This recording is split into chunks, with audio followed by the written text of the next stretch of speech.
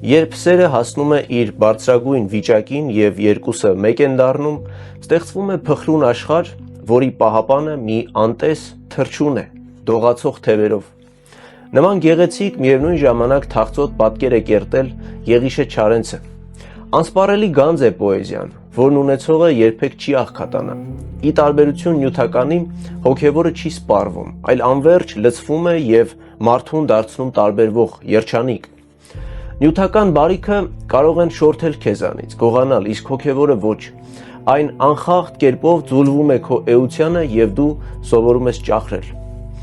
Այս իմաստով մենք իսկապես ունենք անսպառ հարստություն, բայց չգիտես ինչու ամենավերջին մուրացիկի պես սրա նրա դուռն ենք ծեծում։ Խոսքը միայն քաղաքական մուրացկանության մասին չէ, այլև մշակութային։ Այս գործելակերպն այլևս հոգեբանություն է դառնում։ Կարելի է սովորել այլ քաղաքակրթություններից, հարստացնել սեփական մշակույթը, մտածողությունը, զարգանալ, բայց մեզ մոտ դա տեղի է ունենում քաոսային կերպով, անկարգ, անճաշակ, անիմաստ ընդօրինակումներով։ Սա անգամ մեծապատիվ մուրացկանություն չես կարող համարել, այլ լճացում, որից դուրս գալու համար պետք է հավաքական կամք, ոչ թե անհատական ջանքեր, որոնք լայն իմաստով ցանկալի արդյունք չեն տալիս։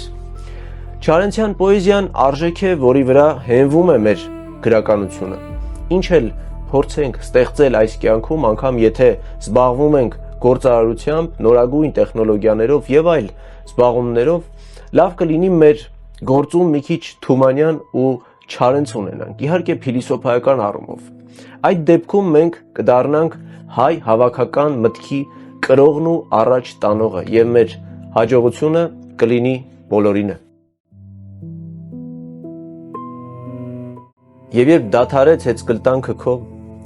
մարած աչքերով նստեցիր ինձ մոտ, իջել էր մի սուտ ու մութ երեկո, իջել էր մի սուտ ու մութ առավոտ։ Եվ երբ նայեցիր աչքերով մեռած, տրտում, հոգեվար, կծկված հոգուս, հասկացա հանկարծ, որ թեմուտ, թելույս, երկուսն էլ չկան, երկուսն էլ երազ, ոչ մութ կար, ոչ լույս, ոչ հրդեհ, ոչ ձյուն, մշուշում միայն մեր հոգու վրա, թևերն էր փռել մի անտես թռչուն ու դողում էին թևերը նրա։